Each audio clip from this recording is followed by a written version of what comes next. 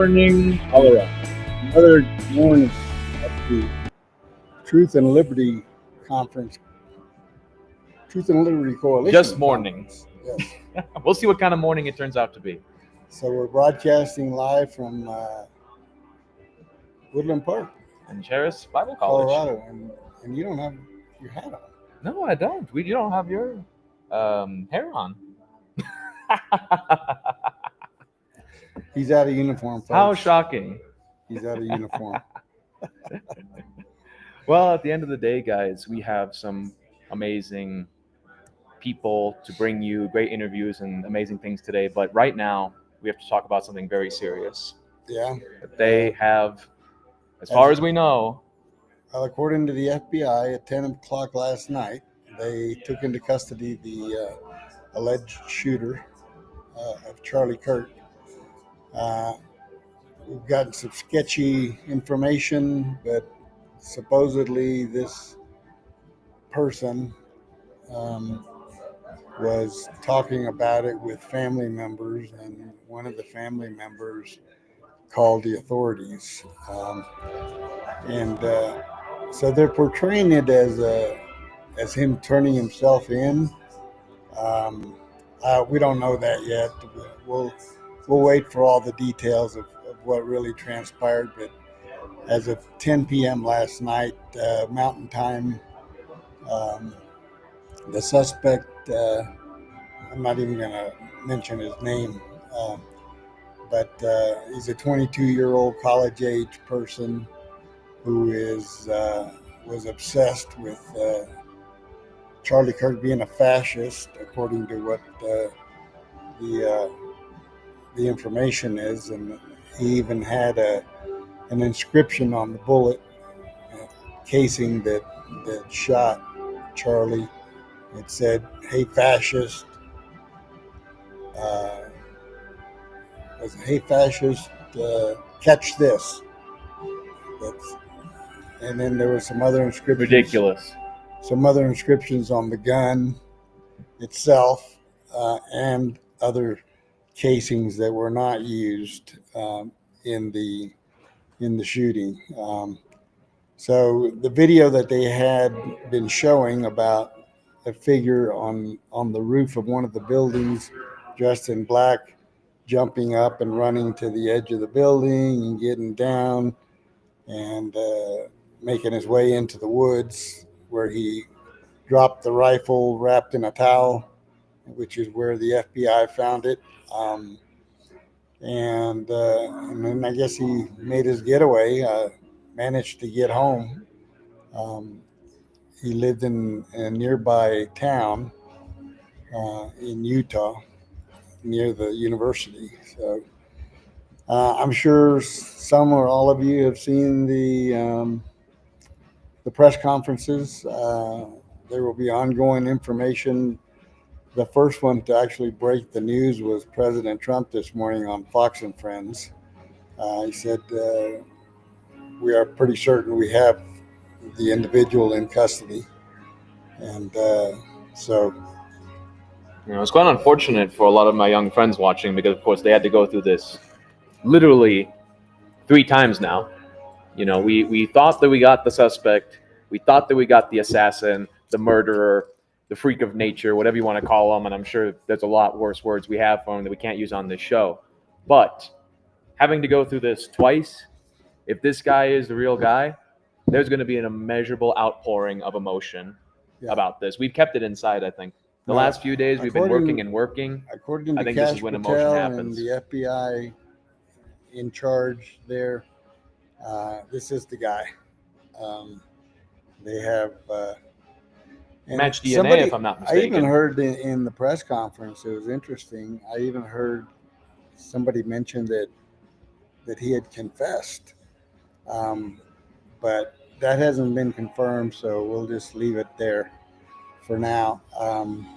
But suffice to say, 33 hours after the shooting, the suspect is in custody, thanks to our amazing law enforcement, the FBI, the ATF, local sheriff, state police.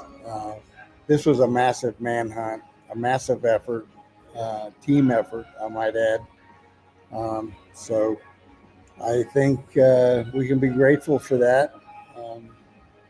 That this madman is not running around loose.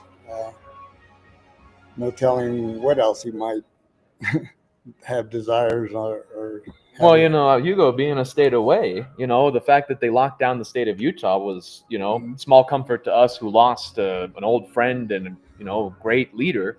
But at the same time, he was supposed to be here yesterday. Yeah. So, there is a feeling of danger. There's a real feeling of that if it wasn't here, it could be there. And I have a lot of young friends that are saying, you know what? That could have been me. Some people have views that are even more extreme than Charlie's. Yep. And so they say, you know what? Am I next? Who's next is the question. And that's a horrible question we have to ask. And they're also looking into the possibility of other conspirators. Yeah, was this just one guy, or is it just one guy pulling the trigger? I would lean to the fact that it wasn't the lone guy. But again, we'll have to wait and see. But some of these people that have been posting horrendous stuff on social media and celebrating, those people need to be investigated. Those people need to be in custody.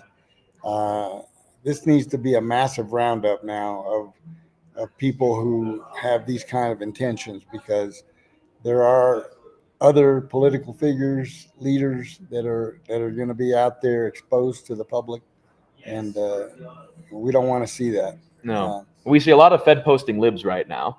Yeah. We have a lot of Fed posting libs, liberals who have no interest in decorum online at all. And I think I don't think it's tyrannical at all to say I think a lot of these people should be investigated for just how dangerous they really are.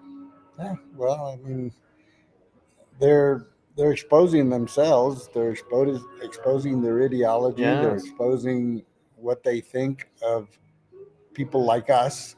I mean, we could be targets. Yeah. My kids are worried about me. My mom as well. Shout out, Mom. So you have a big voice, and there's too many crazy people out there, so you got to watch your back. That's why, guys, always buddy up.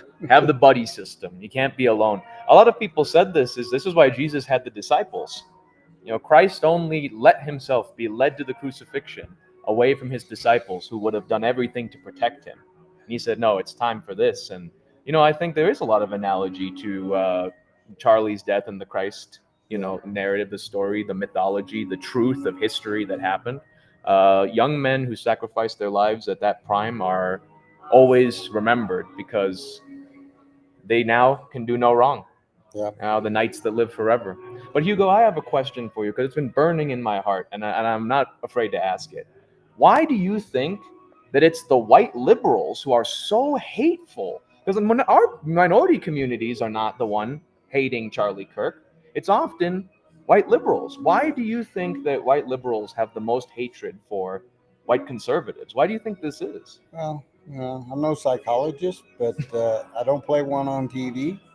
But I can say this. I can say that there are a lot of what they were talking about, preconditioned people, people who have been molded into this mindset by university professors, other important figures in their life. They've been indoctrinated, and they've bought into this nonsense that we on the right are fascists and that we want to, imprison everybody and shut down free speech. Charlie was nothing but about free speech. That's all he preached. They literally shot the "let's have a discussion" guy. Yeah.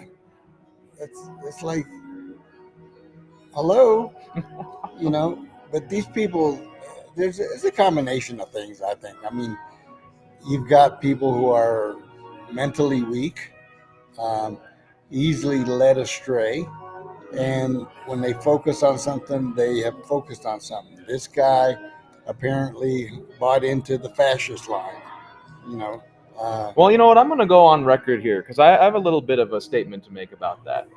We live in America, I don't think people should be killed just because people think they're fascists.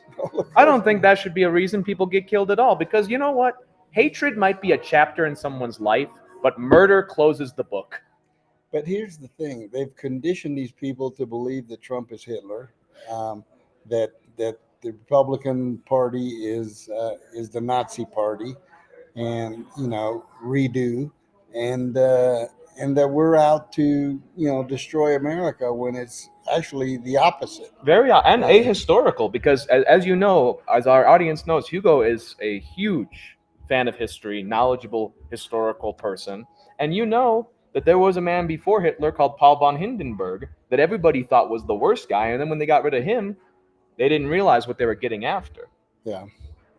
So, but yeah, getting back to this narrative, this is what what these radicals have been conditioned to believe. And so some of them are taking it upon themselves to act out. And I was listening to, what's his name, Jesse Kelly on the radio the day of the shooting. And he basically was saying, he says, look, if you condition people to believe that someone is Hitler or that they represent Hitler, then you can easily convert in your mind that it's okay to go out and kill Hitler. Well, you know what? As a Polish person with a maternal Polish descent myself, as you may know, my father was from Mexico. My mom's ancestry is Polish. We have a little bit of history with Nazi Germany. We were literally second in line during the Holocaust. And I don't think anyone should be killed for that kind of insane rationale. So I wonder where these people get off thinking they have the right to take justice into their own hands. What they were trying to say is transpose yourself back into the 1930s. All right, we're inventing time travel here. And you know that, you know about Hitler, you know what he's about, you know that he's evil. You as a citizen, as a person, can get in your head that this person is evil and deserves to be eliminated. So now fast forward to what they're doing with President Trump, and what they did is they labeled him Hitler, and not just radicals either. These idiots that are in our halls of power. Frankly, these people. I mean, did you see? I want you all to see what Ilhan Omar said about these things. Just somebody who is totally un-American, who basically is relishing in the death of Americans, saying that we deserved it. This idea that we bring this on ourselves is insane. These are people who claim that we are insensitive towards women, that we're insensitive towards everybody. But suddenly, when the rules are reversed, they can insult and suppress and literally kill anyone they want. This is an insane, not even ideology, but truly mental illness. Yep. You cannot solve political problems with assassinations of people who are doing no wrong. There was no wrong that Charlie was doing other than speaking. And I make a point. If liberals were better at their jobs when it came to debating, Charlie would have stopped his man on the street stuff. He would have realized, I'm no good at this and my opponents are so much better. But it was the opposite. Nobody could step up to Charlie. Yeah. Well, it's a matter of, like I said, preconditioning and what weak-minded people can be led to believe. They accuse us on the right of being weak-minded when, what we seek. We're the ones taking bullets for our beliefs, and we're weak-minded. We seek the truth, okay? And nothing but the truth. And if you are conditioned to believe certain things, and look, I'll be the first one to admit, we have radicals on our side of the fence as well, okay? We have extremists but they're on the outs with us, that we don't align with, but we call them out if we find them. Whereas the left, the Democrats, racism, and I heard someone say it's time to stop calling these people Democrats. They're not Democrats. They are communists. They are Marxists. They are the epitome of fascists and anarchists. And these people their goal, their goal is to take down America as we know it and install their own version of utopia. That's if they had their druthers, that's what would happen. Precisely. And that's what we have to remember, folks, is that we can never be silenced. We can never let adversity harm us. And we can never give up. Yep. Yes. Well, Hugo, it looks like we will be having to go back to our conference very, very, very soon. Yep. It looks like they took the bandwidth and gave it to the auditorium. But we're glad you folks can hear us, and we are happy. So we'll be bring back you on everything we throughout can. today and tomorrow. So stay tuned. Thanks for tuning in. And God bless.